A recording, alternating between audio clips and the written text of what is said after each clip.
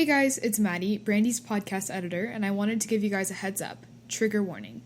This week's episode contains content relating to childhood trauma, mental health, PTSD, and suicide. You'll be inspired by this episode as it's a story of redemption, but listener discretion is advised. You're listening to The Power Project. I'm your host, Brandi Voth.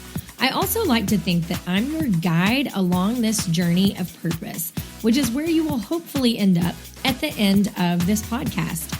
I'm a mom, a wife, a daughter, a friend, an entrepreneur, an advocate in the fight against human trafficking. I wear a lot of hats, y'all, but don't we all? And most importantly, I am passionate about inspiring women to go out and lead purpose-filled lives while owning your God-given power.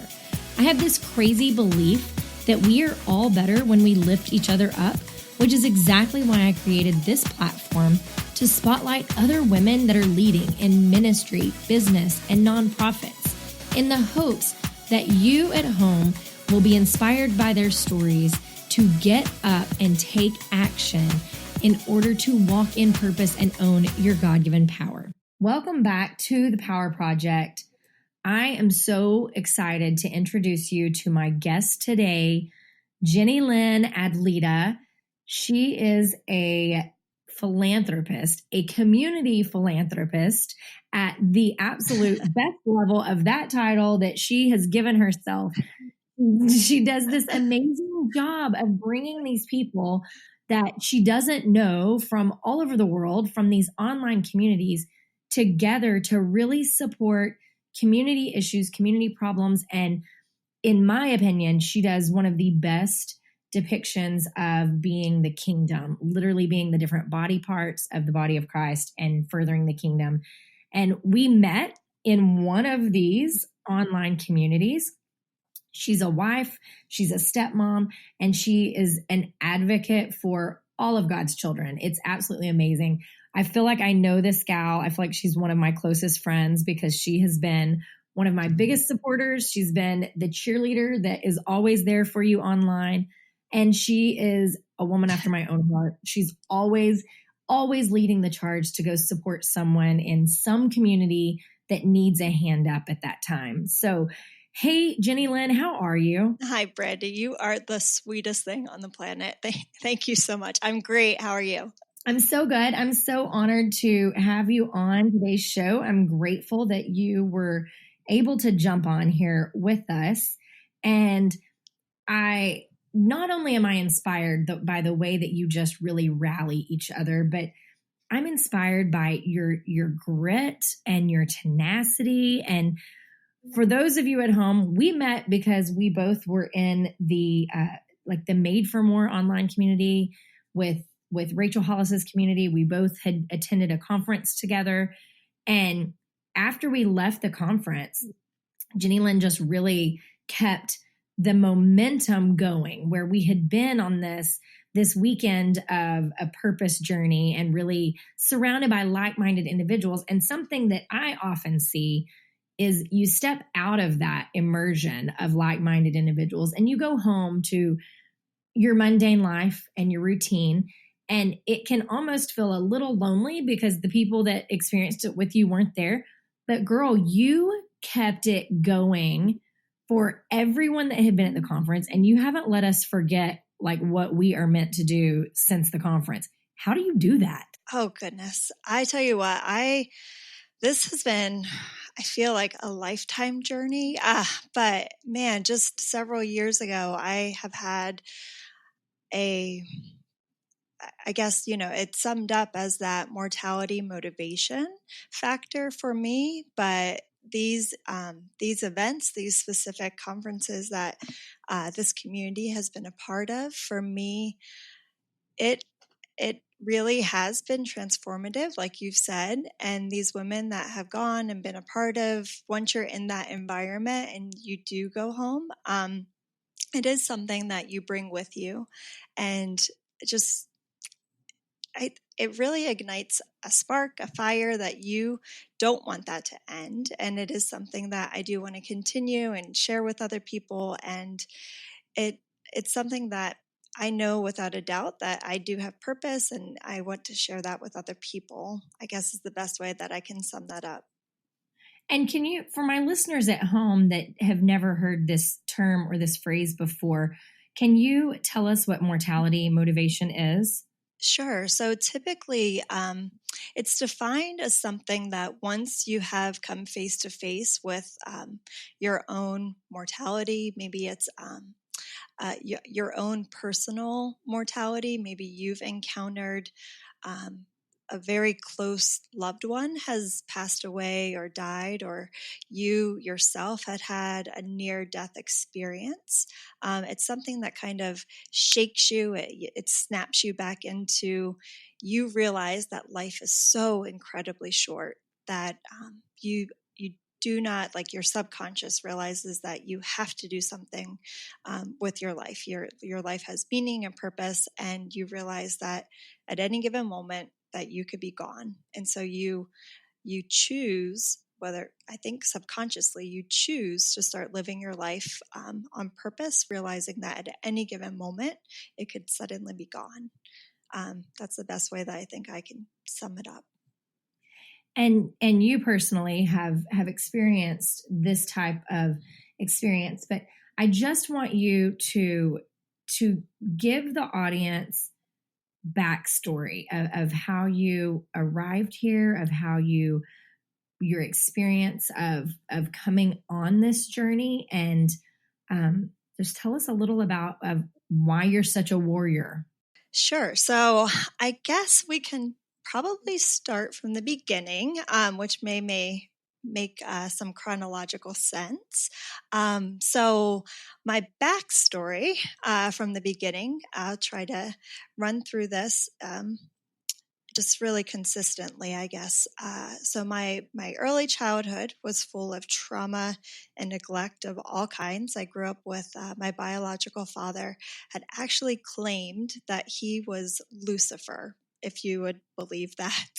It's not something I tell very many people, but my biological father had actually struggled with mental illness, and he really found his coping mechanisms were in substance abuse and alcoholism, and was extremely abusive and neglectful. And my mom was able to escape that relationship, but not until after my formative years.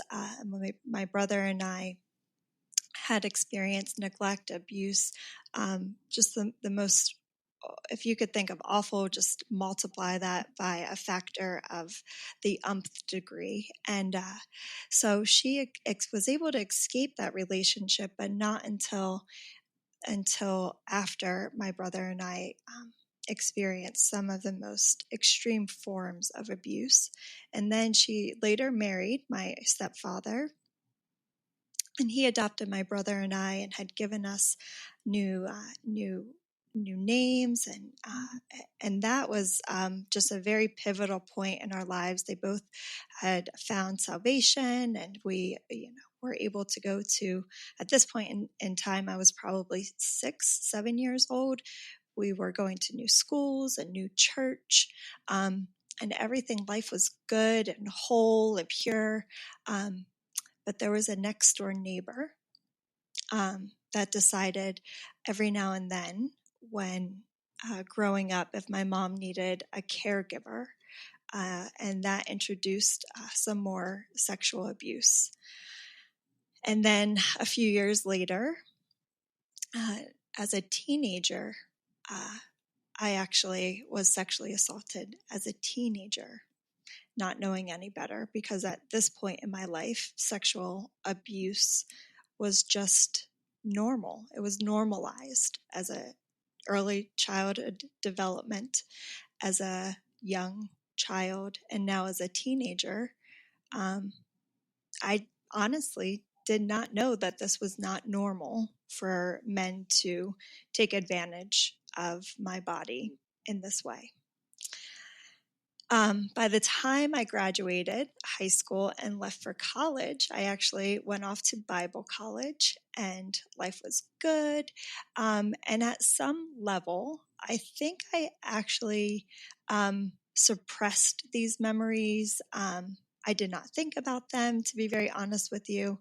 A lot of these traumatic events, I think I somehow rationalized or normalized because, to be honest, from the time I was in high school to college to the time I graduated from college, I didn't really have or struggle with those feelings of growing up, or I didn't really understand or feel like a victim. I didn't struggle with depression or anxiety, or I didn't know that anything had happened that was bad or negative in my life. I accepted that abuse as just simply, that was just a part of my background.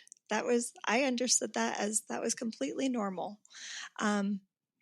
In my senior year of college, I attended a small Christian university outside of Philadelphia, and I had studied education, Christian education, and counseling. And at my last year of school, I got to be an RA. I was a senior class president. I was very involved in my college experience. And being an RA sent me on a different career path in which I knew I wanted to work with young women.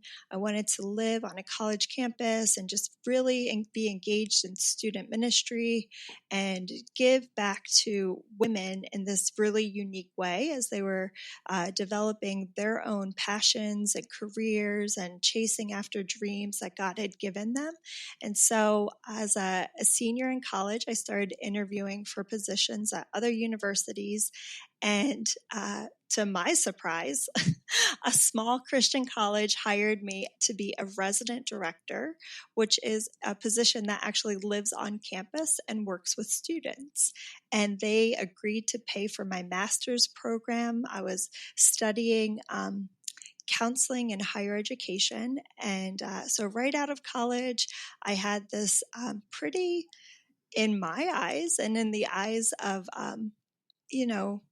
what in that community would be considered pretty prestigious as a young professional. I was in charge of roughly 700 students living on campus. So I got to live with and work with students, and I absolutely loved it. I was in my environment. I had a meal plan, so I didn't have to learn how to cook. So by now I had had a meal plan for years and years, and I was in my glory. Could you imagine not having to cook for just years? I had an apartment on campus. I mean, I was living just my dream, and someone else was paying for me to continue my education. So I just felt like I was in my sweet spot. I had made it. I was successfully living and breathing my dream. I felt like, God had called me to this, and here I was. And I had been doing this for several years. I was in my early 20s. I was maybe 22, 23 years old. And a few years into this pretty incredible gig, we had a couple of student deaths on campus, and that was really hard to walk through that. I'm having to pack up a student's bedroom with their parents. It's probably one of the hardest things I've ever had to do. Attending student funerals is so incredibly difficult. Having to make a phone call in the middle of the night and tell a parent, you have to meet them at the hospital because there's just been a car accident. So incredibly hard. And I wish at the time I knew that I needed to get a counselor or I needed extra support in that role that I had. But back then, mental health wasn't talked about the way that it's talked about today. I mean, this is roughly, probably 15 years ago by now. And it just wasn't. Yeah. We weren't having the same conversations that we're having today, where we need to take care of our mental health as well as we take care of our physical health. We were always waiting for a crisis to happen before we would go and talk to someone. And so there was one particular night on campus where my phone rang around 3:30 in the morning. And if your phone rings around 3:30 in the morning, it's not a good sign.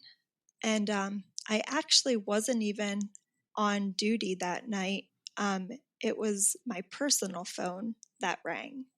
And one of the students who had my personal phone number called me because there was an emergency in the dorm and she didn't know who to call. So she called me and I ran over to a student's bedroom and I walked in on the most horrific thing I've ever seen. And I just went into action because when there's an emergency, your adrenaline takes over and you just go. And I called an ambulance. And so this extremely traumatic thing happened. And other people stepped in and they helped. And I just went into robot mode and I worked with students and I worked with the other professionals and we took care of what needed to happen. And I called my supervisor and I let them know. And I went back to my office and I wrote up a report. And then I went back to my apartment and I stood in my shower with my clothes on and I washed off all the blood. And then all of a sudden, all of the memories from my childhood just came flooding back. And I was so incredibly triggered. And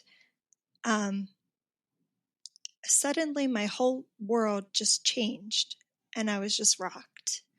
And so this PTSD scenario just completely came over me, but I had no idea what was happening. And that was the moment just life changed. And so here I was, this pillar of leadership at this prestigious Christian community. And over the course of the next couple of weeks and months, I realized I couldn't keep food down. I kept getting sick. And so I stopped eating. I couldn't keep food down, so I stopped eating. And then I lost a bunch of weight. And I started getting really anxious every time the phone rang. And just my outer layers started to crack. And signs of mental illness just started to peek through. And if you've ever been in a Christian community when this starts to happen, other people around you start to get really nervous and they don't really know what to do with you. And I tried reaching out for help, and I was told by the leadership around me that we're never going to talk about this. This never happened. This never happened. And I was like, what do you mean this never happened? This, of course, this happened. This happened. I was there. I saw this happen. But because of the scenario that happened, they didn't want to talk about it. They didn't want to address it. So to them, it never happened. But to me, it really, really, really happened. You're sitting there now with childhood trauma that you've suppressed and never dealt with, and PTSD from this horrific experience, and then people telling you that you can't talk about it and you can't bring it to the surface and you can't bring it to the forefront. I can't even imagine what that is like once that surface cracks and there's no one there willing to support you. Yeah. And so, and of course, trying to reach out for help. So I went to our school counselor, who is also one of my peers and on staff with me. And she said, Jennylynn, I can't talk to you about this. Like, I can't talk to you about this. Peer to peer, like, I can't talk to you about this. And I'm like, I'm begging you for help. Like, give me a referral to someone.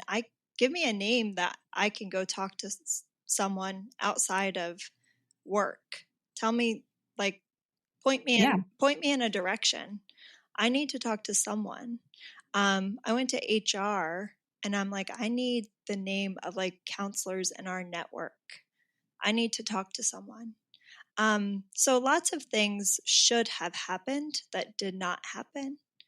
And eventually I was asked to pack up my belongings and leave and to resign.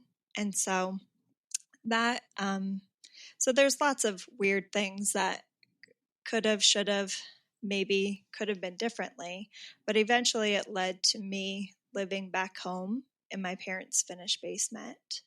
And for someone who, in a very unhealthy mindset, wrapped so much identity in a job and in a position and in a title, it was crushing. It was so heartbreaking to feel like I couldn't.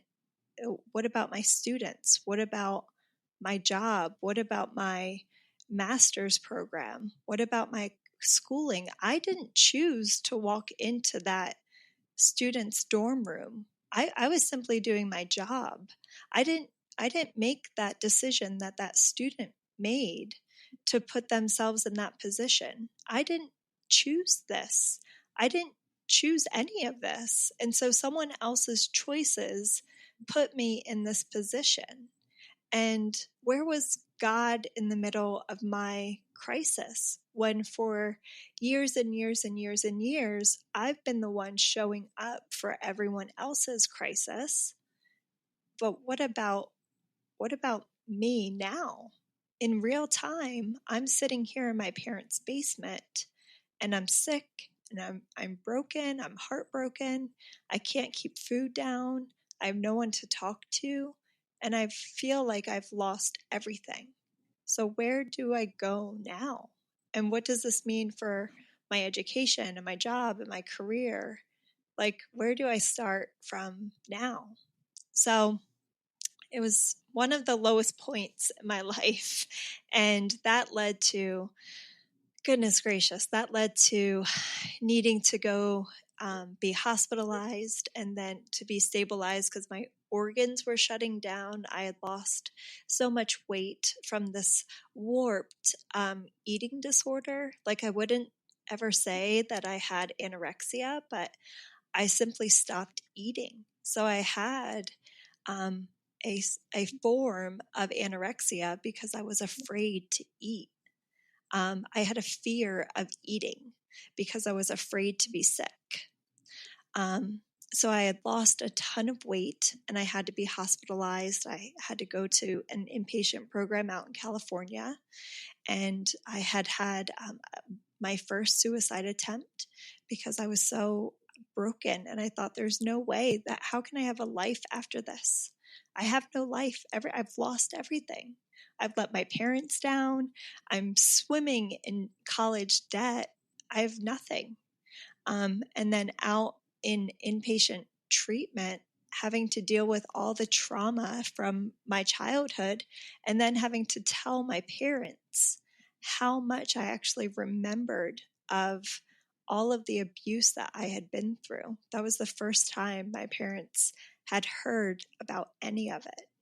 So I came back even more broken than I probably was when I first went into inpatient therapy. Yeah, because you have to reprocess the trauma in order to heal from the trauma. And I know I interviewed Emily Paulson a few weeks back. She has a book called Highlight Reel, and she had very similar circumstances. And she said, what you don't realize is that if you haven't dealt with your trauma, it will deal with you. It will find you. And so oftentimes it looks like you said, being more broken than you were when you went seeking treatment. Yeah, absolutely. Because then you're actually finally digging into what actually happened, and exploring and walking through and talking about it for the first time.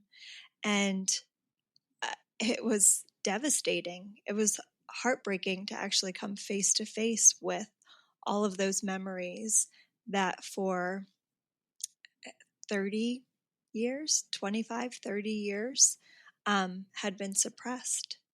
So it was so difficult. And then after a year, 2 years of intense therapy, well, I guess to back up. So after I came home from therapy, that's when I had my second, third, and fourth suicide attempt.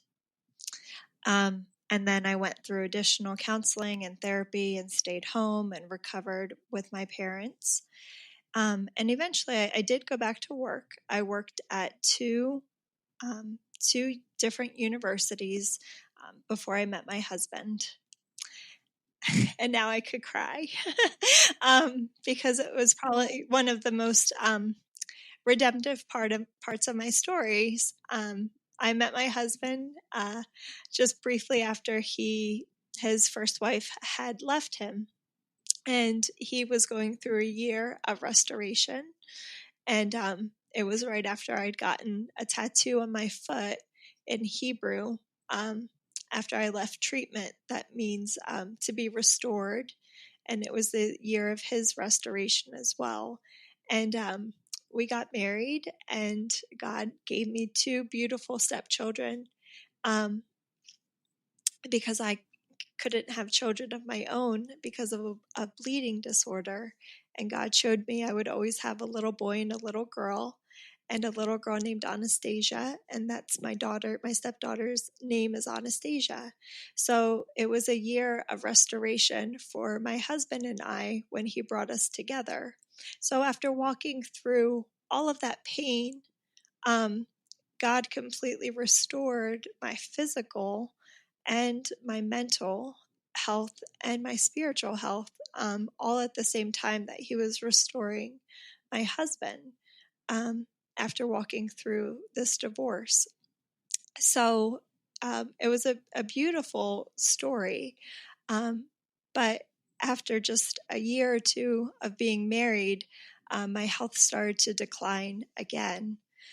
So the last couple of years, I've been walking through autoimmune issues, chronic pain, fibromyalgia, and going through all of these physical health issues. I really believe that your body they say your body holds on to trauma and can manifest through physical health. So I'm learning about all of these issues.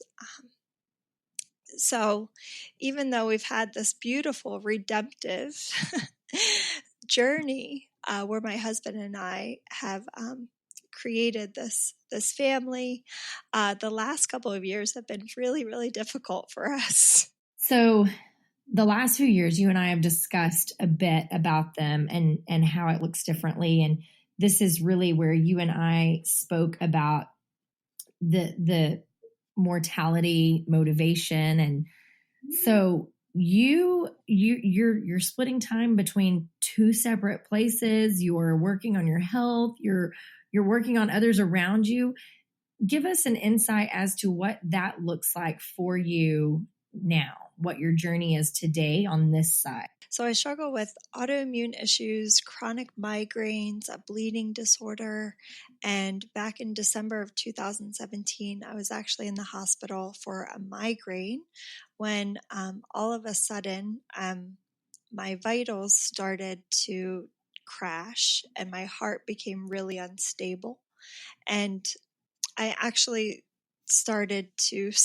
I did slip into another state of consciousness.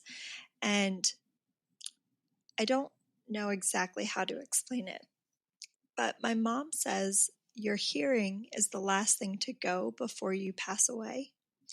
And as my vitals were crashing and my heart rate was in the teens, and they called for, all the medications, and there were codes, and it was just chaos. I could hear them, but I couldn't wake myself up, if that makes sense.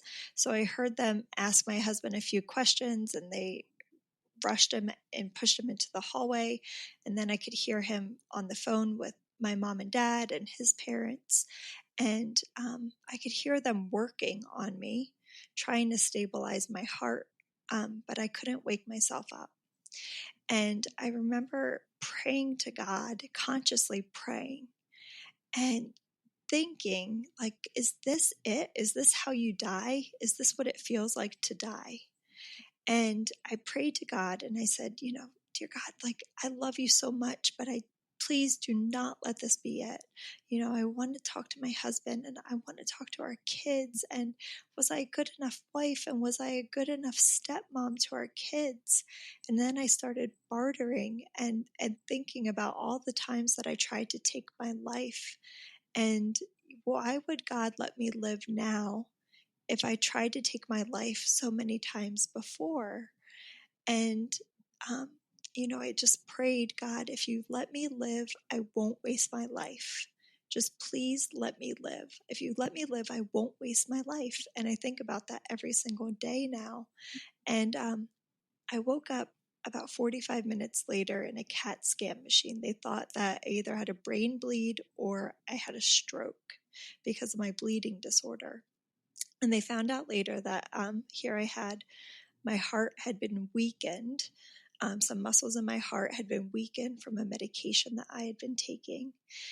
And so I had this crazy heart issue going on. And over the course of the next few weeks and months, I had to go through all this heart stuff. And they had to take me off all the medications that I had been on for autoimmune issues. And so living on the East Coast, we have a home right outside of Philadelphia.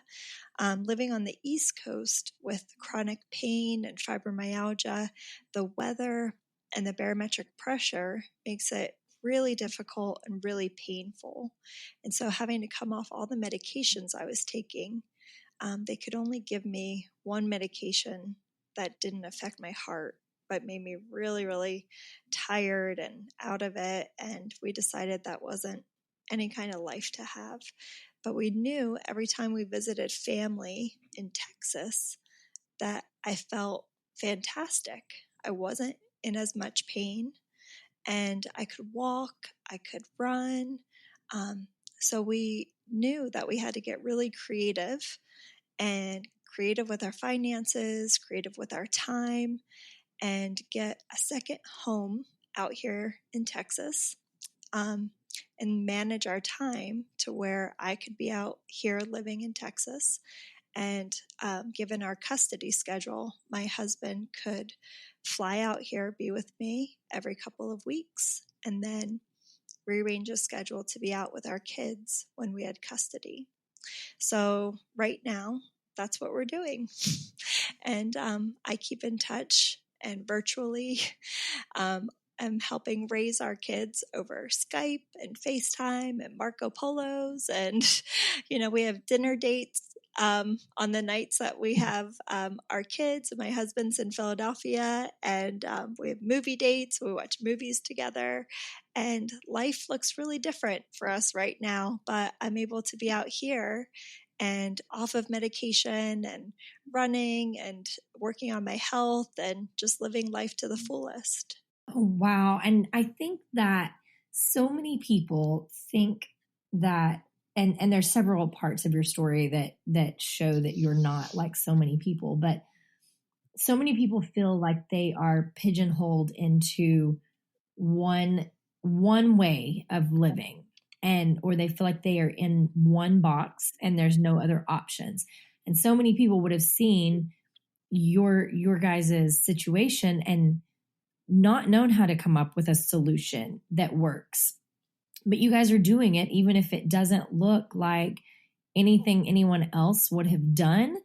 But I think that's also part of that whole walking through the fire that you've walked through and getting to the other side of that fire, that you're able to say, hey, this doesn't have to look like the norm for everyone else. It just has to look like what works for your health, your husband's health, your children's health, the health of your family. So kudos for that. I know it's not easy. It can't possibly be a simple lifestyle. However, you do tend to keep yourself occupied with all of the things that you are doing. Yeah. Tell me, I know that you went through this. Was that 2017 you said when you went through the major health issue with your heart? Yeah, December of 2017. So was that right around the same time that you had gone to Rise and kind of decided that this was going to be, that you were going to walk in purpose and fulfill your calling in life? I went to the very first Rise in Austin. That was June of 2017. So that was really a turning point for our family, and had actually given me so much community that helped walk with our family through this really big scary health thing, but it also was like I came home from that in June and was like, you know what, I am ready to take back all of that. I had so much insecurity as a stepmom that I wasn't living up to my fullest potential. And I remember a very specific conversation with my stepdaughter. And I told her, I said, you know, I get to be me, and your mom gets to be she, and you get to be a beautiful blend of both of us. And that is going to be it's going to look so awesome. And our home is going to be our home, and your mom's house is going to be her house. And you get to experience both of those things in an awesome way. There's no competition here. I was so insecure and so scared of embracing who I was fully. I was so timid to step out into who God called me to be that I shrunk back into the shadows, afraid of stepping on people's toes. I used to make jokes about my insecurities that, you know, I don't cook. Because I'll never be as good as a cook as our kid's mom. She's an incredible cook. She's but let that be her thing, and let us do our own thing. Like, I don't have to make jokes or excuses just because it's not my thing. I get to do my own thing. I get to embrace my own gifts. I get to laugh too loud. I get to be obnoxious sometimes, and that's okay. I get to be goofy and silly and crazy, and I get to be, you know, the blonde, and she gets to be the brunette. Like, there's no competition here. Like, there's none, you know, or she gets to be the redhead on the days she wants to be the redhead. Like, there's no competition. Like, I just get to be, I don't have to fall into a stereotypical stepmom role just because I'm a stepmom. I get to fully just be me. And it was so freeing, and I think it sets such a good example for our kids. It gives me the opportunity to have a great relationship with their mom. We don't have a typical mom-stepmom relationship. We just get to be ourselves, to the point that we're going to the next conference together. Because we're not accepting stereotypes. We're over stereotypes. We're just going to be each other. And I think that's awesome. I think it's beautiful. It's incredible. There should be more people like this in the world. And I'm a stepmom as well. And I think that the most important thing is the health of your family as a whole, and whatever works for you, work for you. And it really shines through, not just in your family's arrangement, but you are just the truest advocate of cheering others on and supporting others. And like you said, being yourself. And I have, in the short time I've quote unquote known you online, I have not seen any ounce of competition. I have literally only seen you celebrate others. And I want to, you know, kind of point to the fact that you had said earlier that the nearly dying really taught you how to live differently. What would be, in all of this, because you do a lot. You extend so much grace to so many people and so much support. But what would be just the one thing that someone who has not had any type of mortality motivation, someone who has not come that close to losing everything, what would be the one thing that you would like someone at home to know about this life? The first thing that comes to my mind, and I don't know why, is just like, this is why we're here. Like, I could start crying, but this is why we're here. I told someone the other day, they were complimenting me on something, and it almost like took me back. And I was just like, this shouldn't be a compliment. Like, you're complimenting me on something that we should just all be doing.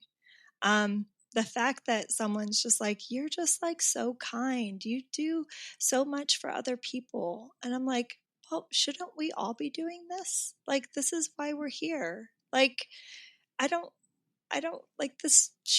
We should just all be doing this. Are you familiar with Bob Goff, the author? Okay, so his books like Love Does and Everybody Always, like those books have changed my life, my perspective on how to show up for people, how to love people well.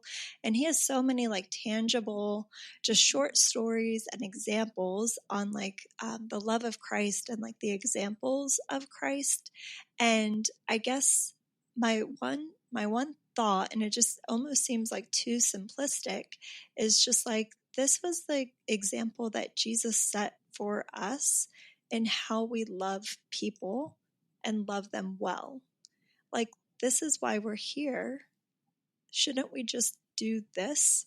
Like, does that make sense? It makes every single bit of sense. And I wish that every single person could grasp onto this thought, because when people see something that I'm doing in my advocacy work and they reach out and they say, like you said, they mean it as a compliment when they're like, you're amazing. And I'm like, no, God's amazing.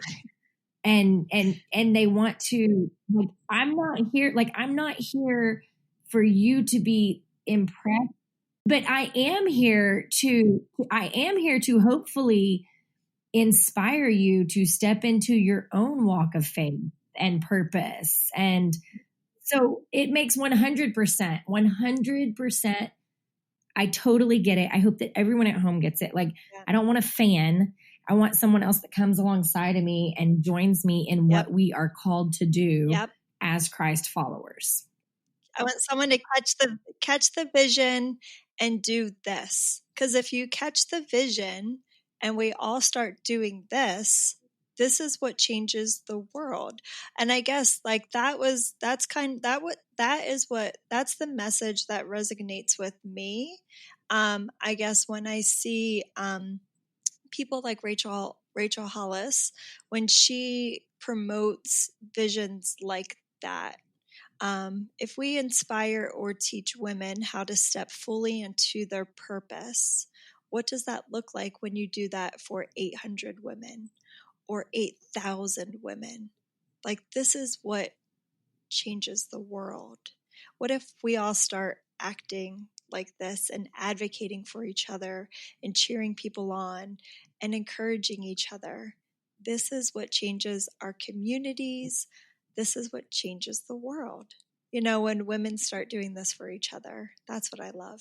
Oh, I love it. I love you. I love this interview. I'm so thankful that we got to come on today. Will you let everyone know where they can find you online so that they can connect for some of the massive amounts of inspiration that you are serving up? Yeah, I'm just Jennylynn. So on Instagram, I'm at Jennylynn.Adleta. Awesome.